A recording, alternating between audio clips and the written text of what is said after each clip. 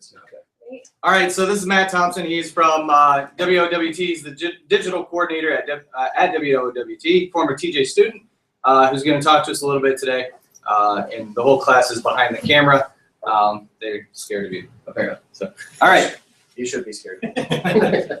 Oh, hi, Matt Thompson. I used to be in your guys' chair 8 years ago. My current position, I'm at WWT, I'm digital coordinator. My path kind of started where you guys are right now 8 years ago in Mr. Lau's class. My first ever video production class was with Mr. Lau and a couple of my good friends, but that was my first introduction into video, and Mr. Lau really taught me everything that I knew. Everything that I know now was based off of that class. That's what got me interested.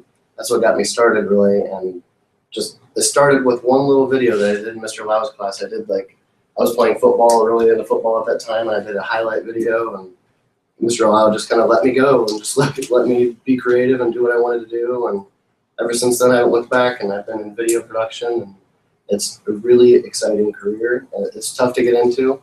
It's really tough to get into. There's not a whole lot of positions open. How many of you guys want to be an on-air person? Anybody? I know Autumn does, who's not here right now, Okay. for sure. So, You guys want to go into journalism? Is that what you guys are thinking? You kind of don't know. That's how I was when I was. Are any of you seniors at all? Okay. Well, when I was a senior, I took Mr. Lau's class. I had no idea what I wanted to do. I was kind of in your guys' shoes. I was like, I don't know what I'm going to do. And then I took his class, and I was like, I could do journalism. Journalism was fun, and editing and producing and all those kinds of things. And it kind of really just went from there. And you'd be surprised if you're not comfortable being on camera, which I'm not. But so this is why it's kind of weird. But I'm not normally a person that's on camera, but there's so many jobs that go into a news station. If you're thinking about local news or anything like that, that make the station run and make the station successful. It's more than just the people on there. The people you don't see at all probably do most of the work.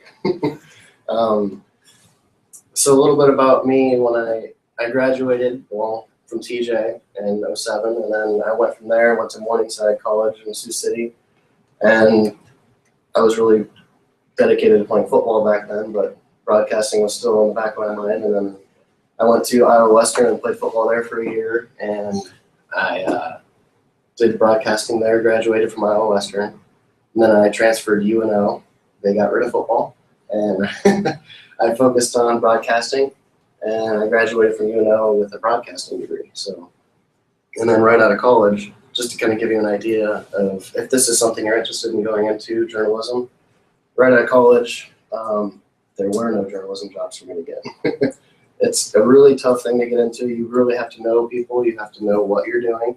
You have to be very good at what you're doing and be good at multiple things, not just one thing. So in the beginning, I got a job in a call center, which is awful. Don't do that. And then I actually started out my career at Channel 7. I was there for about a month. I was working studio cameras, doing everything I could just to meet people and get my name out there so people knew who I was. And that's really what you have to do if you want to be in broadcasting. You have to work really, really hard, and people start to notice you and remember your name, and they start thinking of you when projects come up and they want you to help. And I was there for about a month, and before I got offered a full-time position at WWT, where I'm at now. And my first position at WWT is not what I'm doing now. I was hired on as a director. We call them technical media producers now, which is just a fancy term for director. I'll show you some more pictures and stuff of the studio, because that's kind of what everybody wants to see whenever they come to the studio. You want to see the behind the scenes kind of deal. You guys have a pretty cool setup over here. I didn't even expect that. I didn't have that when I was in school. I didn't have any kind of studio or anything like that. So that's a huge advantage that you guys have to be able to do something like that. But I started out as a director, and at Channel 6, directing is a little bit different than what you guys probably do here, and I'll explain it a little bit better here later with pictures. But I started out as a director. I was a night side director for probably about a year, and then I went and I switched to the daybreak director, and that was interesting. If you get a job on daybreak, you work 3:30 in the morning to noon every day, so sleep doesn't happen. But if this is something that you guys are interested in, I really recommend going into it. It's a lot of fun, but you have to love your job. You have to be committed. You have to know this is exactly what I want to do. If it's something that's exciting to you, then go for it, because it's one of the most rewarding jobs you'll ever have. To go to work every day, work as hard as you can and everything, and then you go home and you turn on the TV and you're like, that's something I did. I made that. It's such a cool feeling to see something that you worked and put all your blood, sweat, and tears into, and then you see it on TV. It's really cool. So to start now, I guess I'll kind of go through a short little tour, because that's always the cool thing, to see all the behind the scenes stuff. I wish we could actually go on a tour at the real station, which if you guys ever want to go on a field trip, I'd be more than happy to take you around the station and show you things and introduce you to all the teachers, the anchors and reporters and everything. It'd be really cool. We could have teachers too, right? Yeah, teachers. Yeah, there you go. And we could have a pizza party. Hey. Now you got their attention. Yeah, pizza party. All right, let's so we can go to the first slide. play. Hey, there we go, full screen. All right, so here's my studio tour. So this is a picture of the entire studio. It's a lot bigger than what you would see on TV. So this monitor right here is 72 inches. That'd be nice to have at your house, huh? Yeah. So over here you can kind of see the behind the scenes type stuff. This is here because we do a master shut-ins type deal every week. So we just slide that in, but it's a little bit bigger than what you guys have. We have a weather center in our main desk that you guys see every night if you watch Channel 6. How many of you watch Channel 6? Anybody? Okay. How many of you watch news on TV at all? How many of you have been told to watch news on TV? See, that's another thing I was gonna get into with you guys a little bit later, but we'll come back to that. So yeah, that's the first picture. Here's the next picture. It's the main desk. That's something that you see every night on the news. It's a pretty big desk. It's actually changed a little bit here recently. We actually brought this entire structure and moved it forward about 2 feet just to give this a little more depth and detail behind the anchors and stuff. Okay. Do you ever use any digital backgrounds? We have in the past. We haven't for a while. We usually do it on Halloween. I don't know if we're doing it this year, but this right here, this Duratran, we can lift it up and there's a green screen behind it. So we can key anything we want behind the anchors. You guys sometimes do stand-up anchor shots as well in front of a green screen. Is that in that same spot or is that somewhere else? In the green screen, yeah. If you ever watch one of our newscasts, which I recommend, our anchors hardly ever just sit at the desk. We move our anchors as much as possible around the studio, which really changes the scenery and keeps it from getting dull and boring.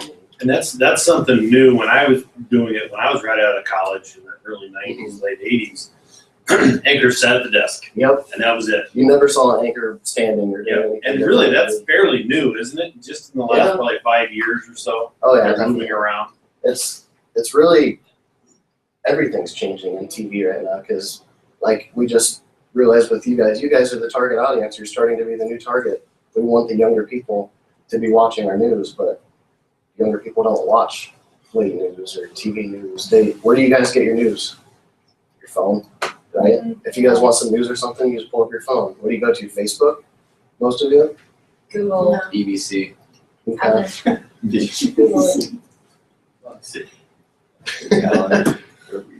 So not only have reporters' jobs gone from moving to just sitting at the desk and reading the news or whatever, they now have to be on Facebook, they have to be on Twitter, they have to be on our app, they have to be on our website. There's so many more things that go into being a reporter than just reading the news on TV now.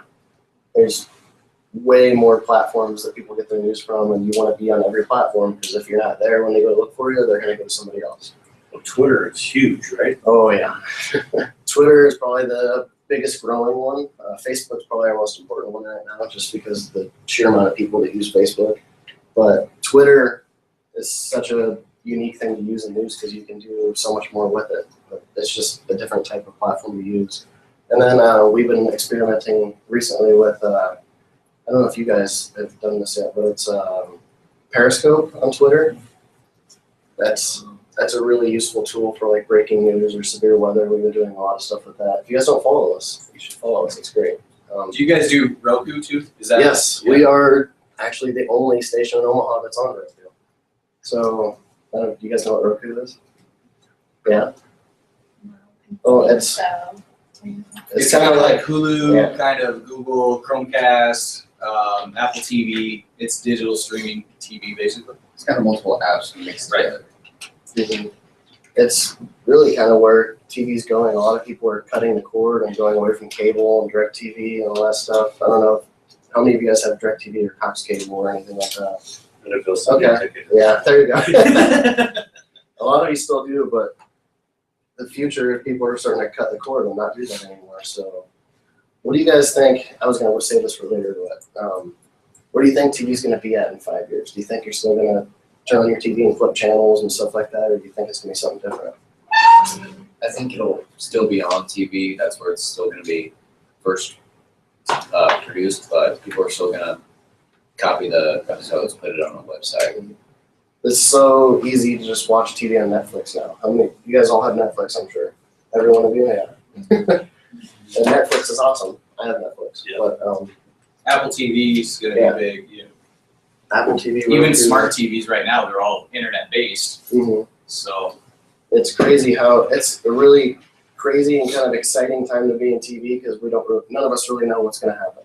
We don't know what's going to happen with TV, if it's going to be more digital, which I'm a digital coordinator, so that'd be awesome. But or if it's going to stay with like the Cox cables and direct TVs and things like that. But to be prepared, that's why we have to be on all those different platforms: Facebook, Twitter, Roku, our Channel 6 app. All those different things help a lot. So even being little things like maybe taking a web design class, anything that has to do with that is going to make you more marketable, isn't it? Yes. So with as many changes that are coming into journalism, if you guys are really thinking about being in journalism, the more things you know, the more valuable you'll be to a news station or wherever you're wanting to work.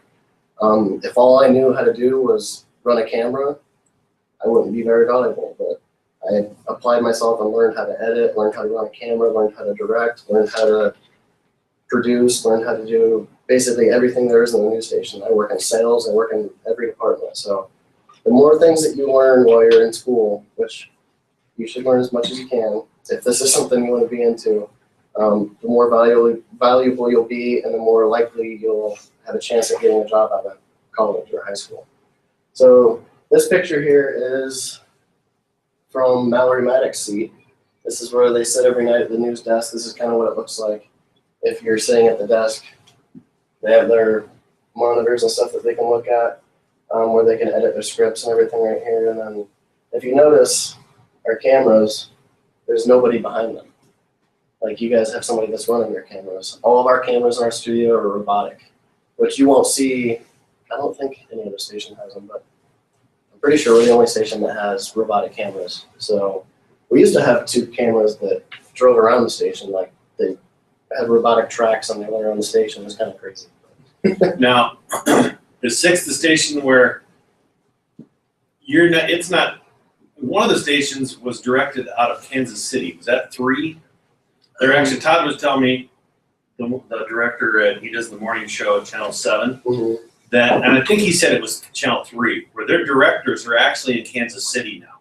So they only have like 2 studio people, but that's not sense, right? No, that's not us. You have a but, full studio. yeah, I've heard about that. There's like And I heard a delay on their feed, so it's Yes. some hard It's like a 3-second delay. Yeah, Yes. that would be tough. Exactly. So yeah, I'll tell you a little bit more about my first position when I was there. So here's another close-up of the camera and the teleprompter that they read. I added that in there to see if anybody noticed. I found out I was talking to AL too, so I had to put Go Jackets. Sorry, AL. But yeah, we just actually got these teleprompters in. They're way bigger than they used to be. They used to be probably about half that size, which from that previous picture, if you saw it, you can see how far away that is. It's really, imagine trying to read that while you're on the news, trying to see that far away. And that's the close camera. There's a camera here, and a camera 2 here, and then way over here, you can't see it, there's a camera 1. And that's pretty far away. I can't see it when I sit up there. But Well, I don't. do you mind if I mention real quick? Yeah. Look how big the font is on there. And there are 1, 2, 3 words is all that's on one line, right? Mhm. That's to help with fluidity and just making sure the anchors can see Well, what they're reading. If you see up here, we kind of put, for every anchor, we put their name right here. So I put my name in there with these little stars, and then we put the camera number. You can see it matches up with this camera. So that's how the anchor knows where to look. Also, you can't see it here, but there's a little red light, tally light, that'll turn on right here whenever we take a camera. So if the anchor's looking at the wrong camera and they're reading, they're like, oh, the red light's over here, so they know to switch. So if you ever see an anchor on TV, which happens a lot, they're looking in the wrong direction and they like kind of turn really quick. That's what's happening. It's either a miscommunication or they're just looking at the wrong camera. So our next anchors, that's a great way. Some of them you were putting your name just right in front, and that can be confusing. So I like the asterisks with the name. Obviously, we only have one camera, so you don't have to put the camera number. But then asterisk behind it, so the name, and then underneath it.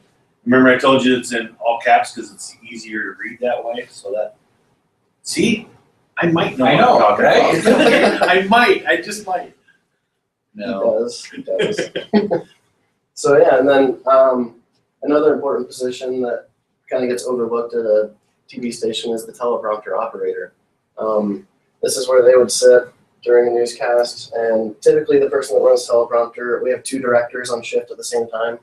One director teleprompts, one director directs. And the guy whoever's sitting out here, the guy or girl, is really not just teleprompting, they're spell checking. They're looking at graphics, they're making sure the cameras look okay. They're looking through coding, which I'll explain a little bit later, and making sure everything looks fine for the show so there's no on-air mistakes and things like that. And it's a really cool view. You can see all the cameras, the giant green screen back there. And we'll go to the next picture.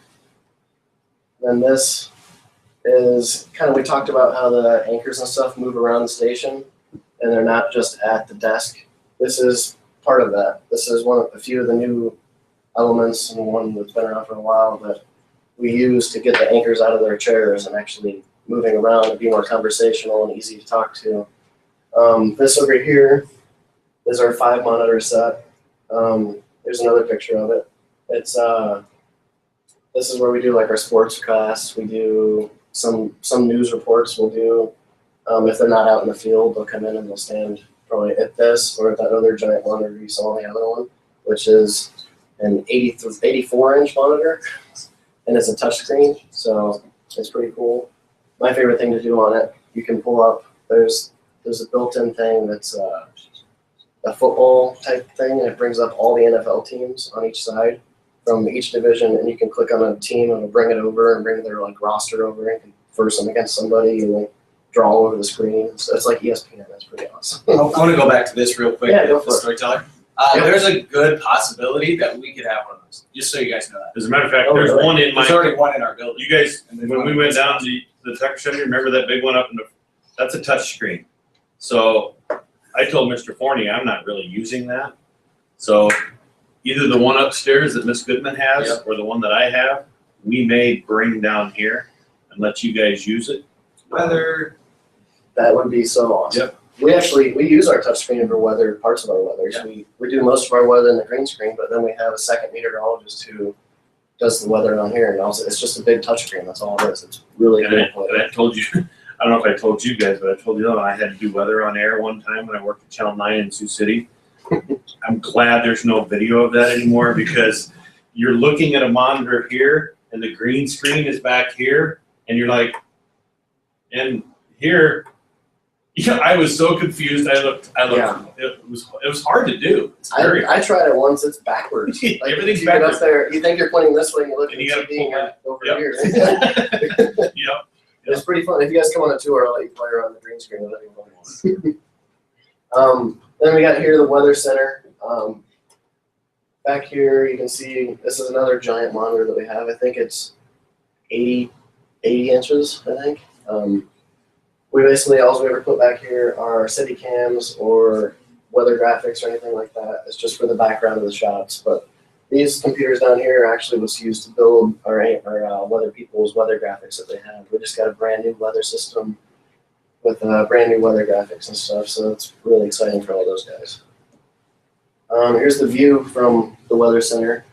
So this is what the meteorologist is looking at when they are back there and you see them on TV. They're standing up on that bridge by that giant monitor we just saw.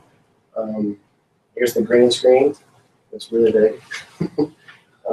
Sometimes this is mostly for the meteorologist to come in and do the weather, but we also use it for our anchors to come in and we put virtual backgrounds behind them, kind of like what you guys do with your newscasts.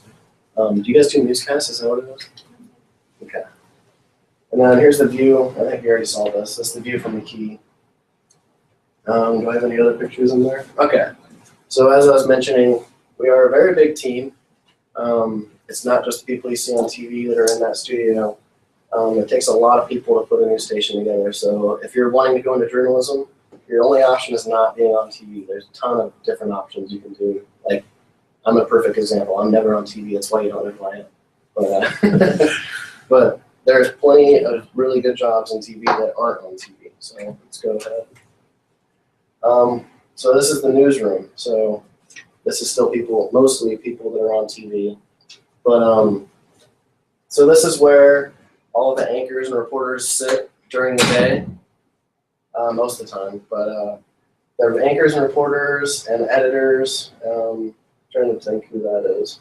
I think that's Jessica Gill. I don't know if any of you know her. But Where's the studio from here? Is it a completely separate room, or yes, is it? This is on the complete opposite side of the building from the studio. So when they go out and do a package, the anchors come back, or the reporters come back, and do they edit with an editor, or do some of them edit themselves, or a little of both? It's a little bit of both, but the days of having your own editor are pretty much over. So that's why when I was saying earlier to make yourself as versatile as possible and know as many things as you can, it's really important, especially if you're wanting to be an on-air person.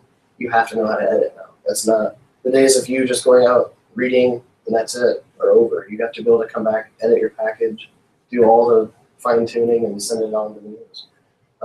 But yeah, that's where they sit most of the time. And but for the majority of the time, they're not in this place.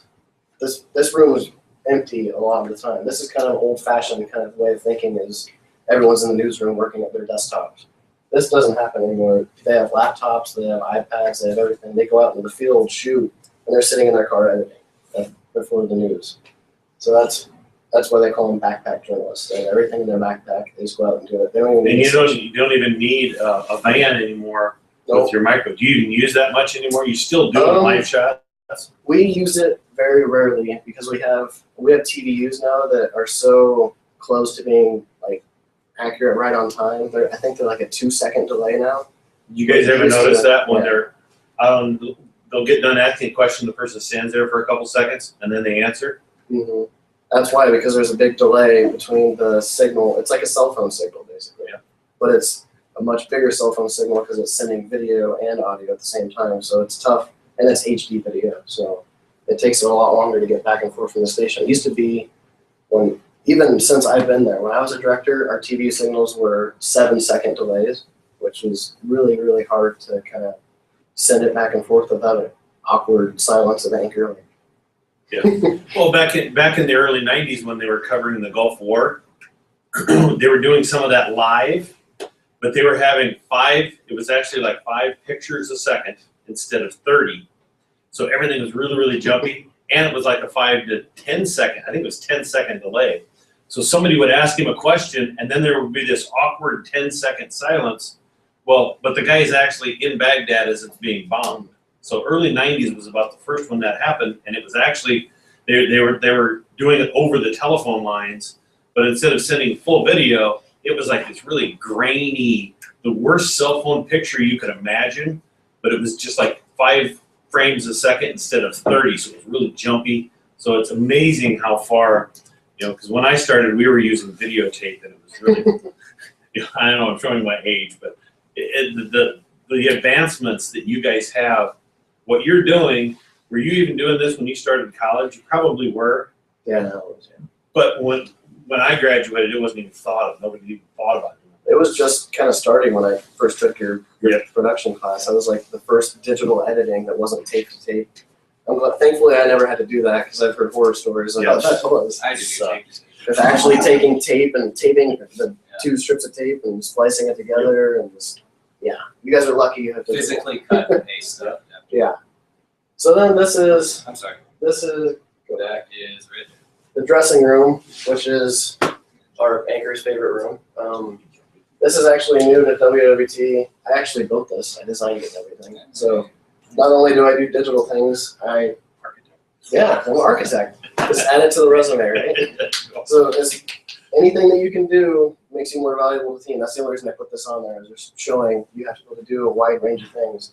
And as far as like, I ordered all the parts and planned it and designed it, so it's crazy some of the things that I do every day. I don't know what I'm gonna do every day I walk in. I never know what's gonna happen. All right. So then here is the media control center. So this is kind of like the brains of the whole station. This is where everything comes together, and as you can see, this guy here is Will. He's one of our directors. That's where the director would sit during a newscast. And then or technical media producer is what we call him. And on the other side of him, there's a chair. That's where the producers would sit. So the people that write the stories and piece the story together. You can see our switcher board here. I told you about the robotic cameras. This little monitor right here that's cut out in the desk is our camera robotics. We have a joystick over here that we can select a camera and move the joystick, and that's how the cameras move on their own out there. It's kind of freaky for anchors if they're not used to it. They come from another station and they go out there. There's nobody out there with them, so it's really kind of weird. It's spooky to be in there all by yourself, just reading to quiet. Like How do they cue them? Do they have the earpieces? tally lights, and they have IFBs in, yeah. So the director and producer will have a headset that they can talk back and forth with the anchors.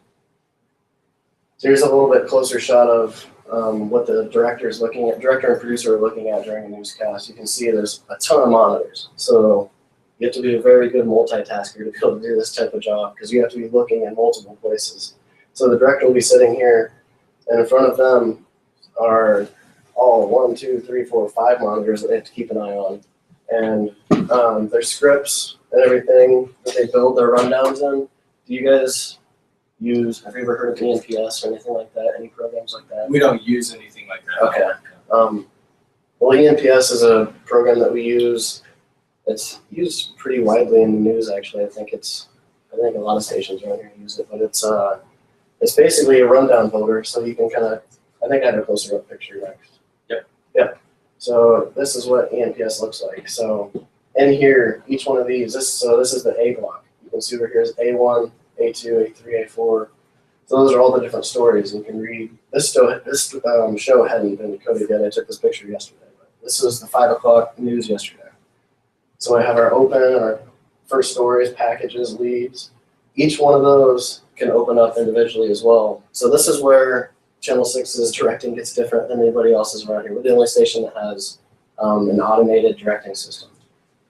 So most of the work for the directors, which is the job I did when I first went there, is done before the show. During the show is the easy part. It's just timing out the show.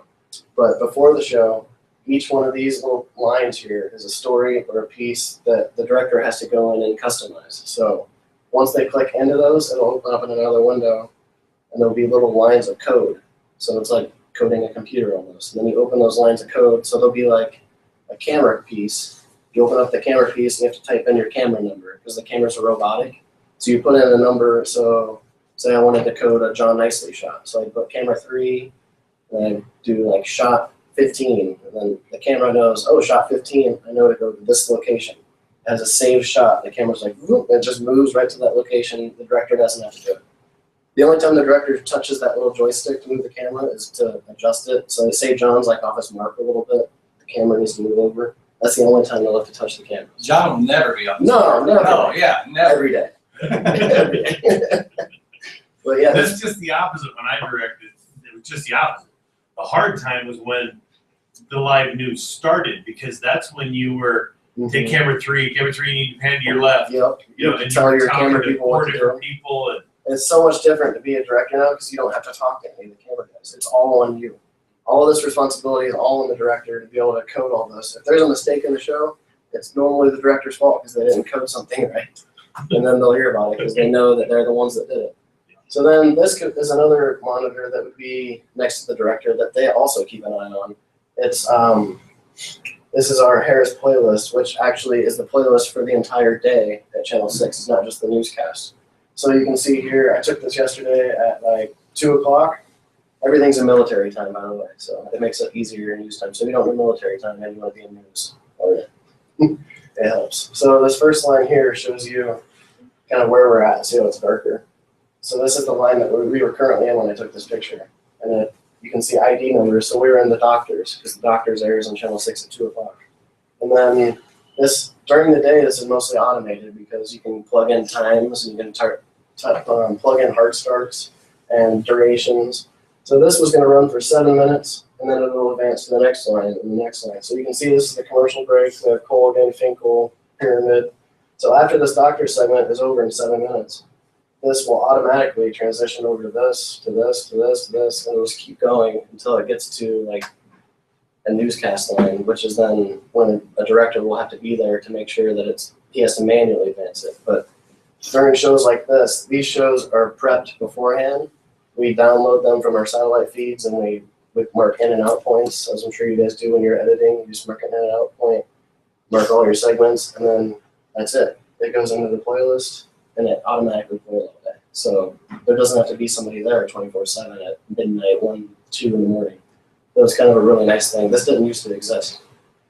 Used to have somebody in master control at all times because the playlist wouldn't manually do this. But now this is kind of a really nice tool. All right, so that's kind of the tour. Does anybody have any questions about the tour? Oh, also, if you ask questions, I drop prizes. Ooh. Donuts and prizes. You guys are spoiled today. First question gets this bag. That's what you first. What would you think is the hardest part about being a part of the news industry? Hardest part about being in the news, probably just, it's also probably the most exciting part. It's never knowing what you're going to do. You can't really prepare for it because you don't know what's going to happen. It's just, it might be tough, but that's the most fun part. And in my position, probably the most fun part is I just get to work with everybody in the station. I know every single person in the station because I work with all the departments. It's really a lot of fun. It's really rewarding, and I wouldn't say it's tough, but it is challenging. It's a lot of fun. You get a prize. Yay. I don't want to dump these out. I'll give them to you. Give you the bag at the end. Go ahead. What are your hours? Like My hours? Well, when I first started and I was a director, I think I worked 2 o'clock to midnight when I was a director. So most shifts in news will be like that. If you're a reporter or producer or director, you'll be like 2 to midnight or 3 in the morning to noon, which is what I worked when I was a daybreak director, which is crazy. There's no sleep. That's a friend of mine, or one of my former students is at Channel 7. He does the morning shows. He's up at 3 o'clock and then he goes to work from 3 until about 9, 10 o'clock in the morning. And he's got the goofiest sleep patterns. He'll sleep for 3 hours and he gets up and do stuff. And then he'll sleep another 3 hours. So That's why I said you have to love your job if you're going to do it. yeah, and he's been doing it for 20 years now. So probably used to that. very used to it, yeah. Trying to go to sleep in the summertime at like 7 o'clock and it's still sunny out and your friends are out doing stuff and you have to go to bed. Gary, you got a prize. I brought, since it's almost winter time, I brought ice scrapers. Hey, all right. Everybody needs an ice scraper.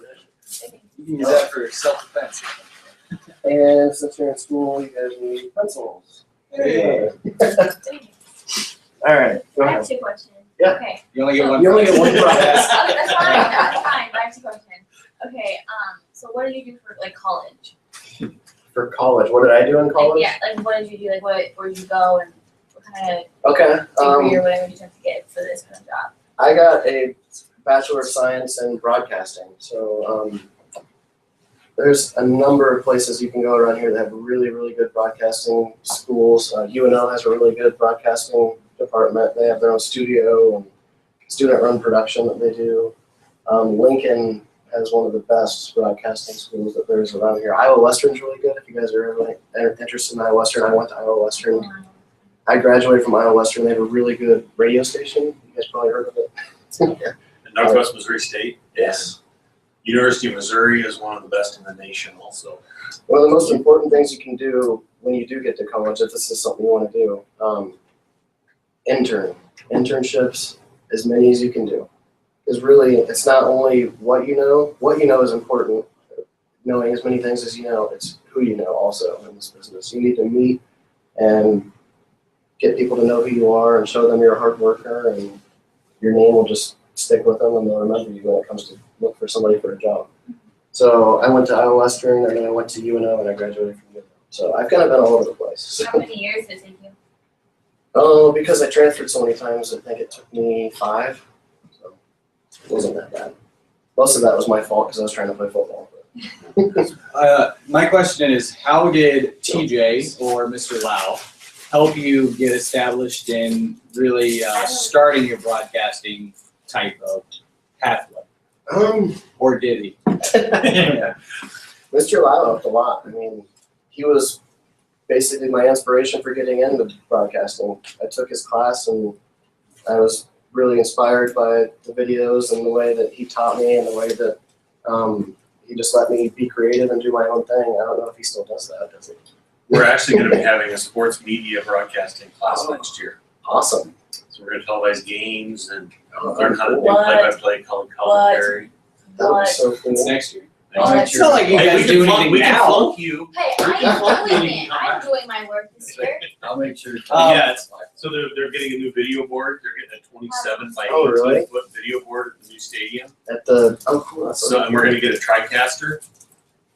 And the TriCaster, the kids are going to actually run. We're going to do, back when you were playing, we could have played instant replay, slow motion, have a little video, if it's a touchdown, they're going to have something that explodes and says touchdown. That's so cool. So we're going to have the kids produce all that. That's really cool. Yeah. That's a Excited. huge advantage. You guys should take advantage of Yeah. that whenever you can. Hi, Johnny. Oh, you're a My senior. mom, yes. Go ahead. Okay, my second question, you said that you guys have a really big team. So like how many jobs do you think there are in just your station?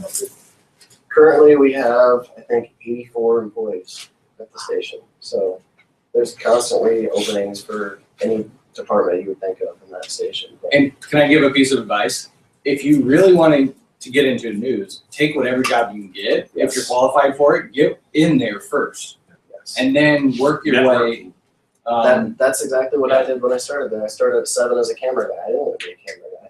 I just took it to get my foot in the door, and then that led to my job at Channel 6 as a director. I didn't really want to be a director either, but I took it just so I could be. Unless your bosses are watching right now. They Yeah, my really bosses want are watching. Right. I totally wanted to be a director. Right. And it makes a difference too. A lot of times you're going to start out of a small market, like Sioux City or Kearney, Nebraska. Especially if you're a reporter. Yep. Or And then other you're going to person. move your way up.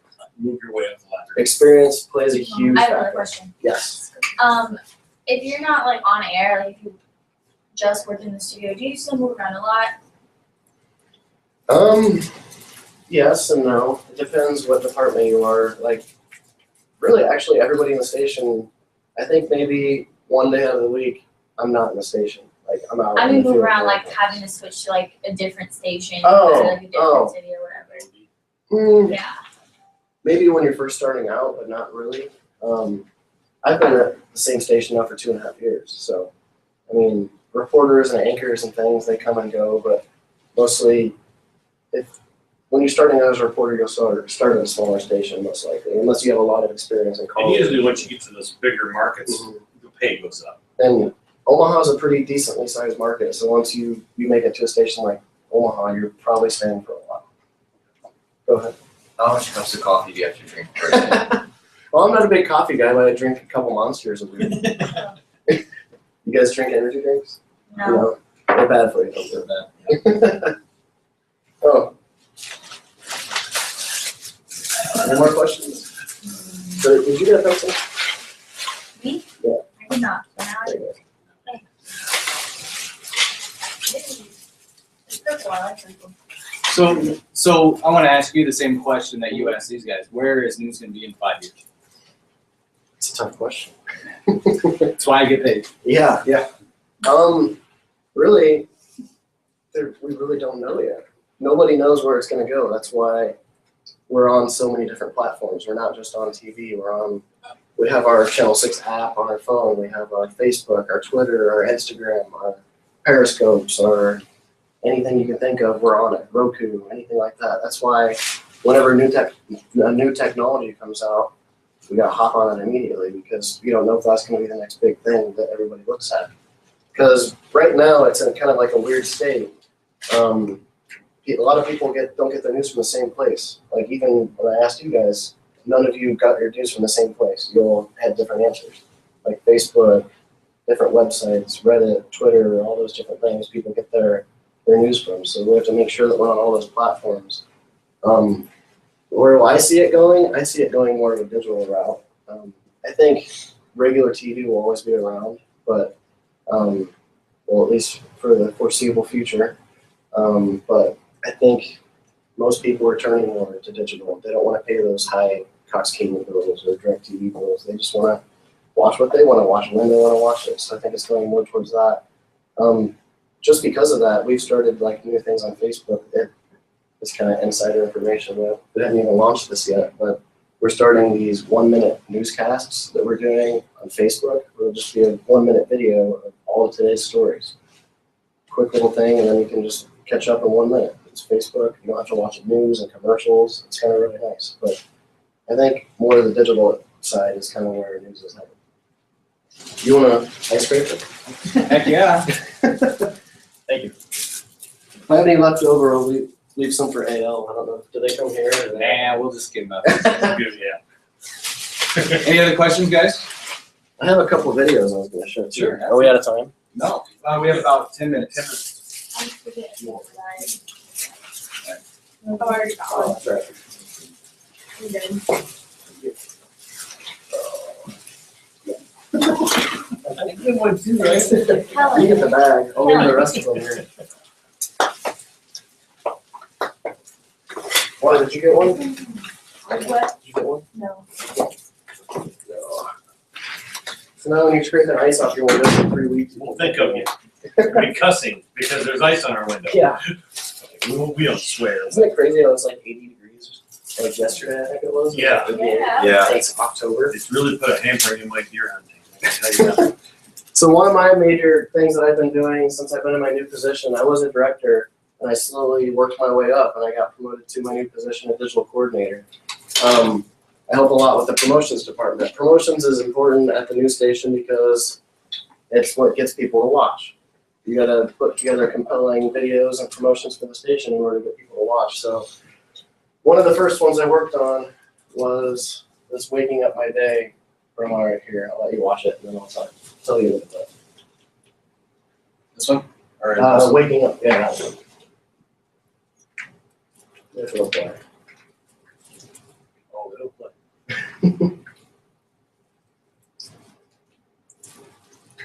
if you make it, it will play. Oops, it's on the wrong screen. You might have seen it on TV too.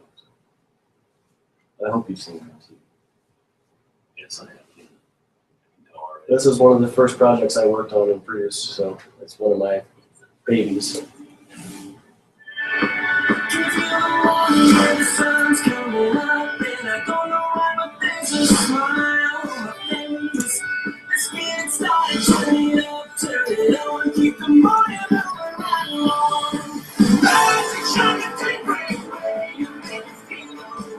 That's me. Hey.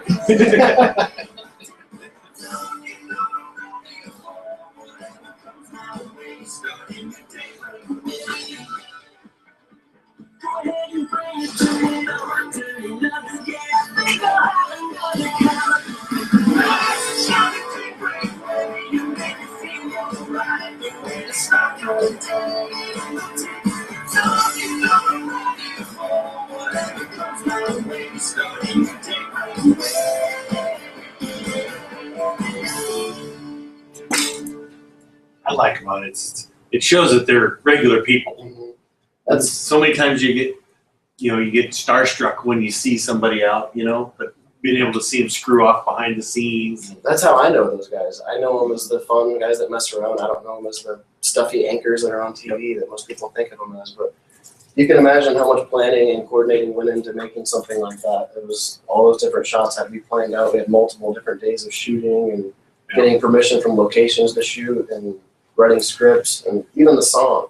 We had somebody write and sing that song for us. So it's a crazy amount of preparation and things. And the reason we do something like that is to kind of rebrand a station and kind of give it a new, fresher look, new image, which is also what we did for, where is it? Oh, here, let's play this one too. What's that?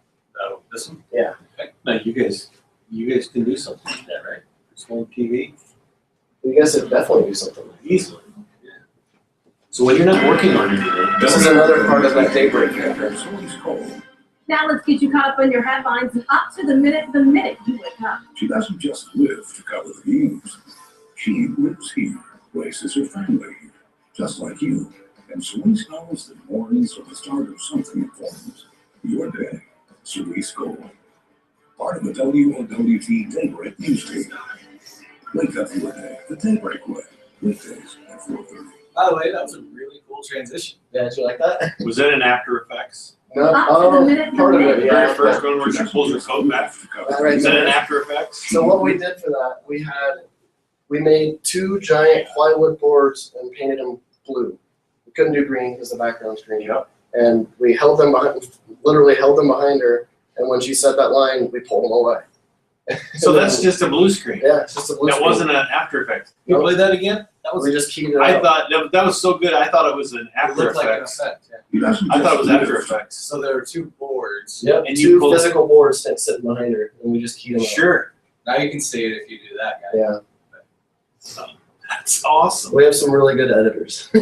Oh yeah, That's pretty cool. that is neat. But just the planning for this also, we had her family there. Everybody in the shot is someone that worked at Channel 6 Yep. at this time. So like they're all back there messing around. So like even if you're not in the production department, like some of these people are from sales. They get to Yep. come on these shoots because we need people. It's a lot of fun to do these kind of things. Yeah. Well, due to time, we got to wrap it up, guys. Thank you. Thanks for having me, guys. I'm glad that I could come in.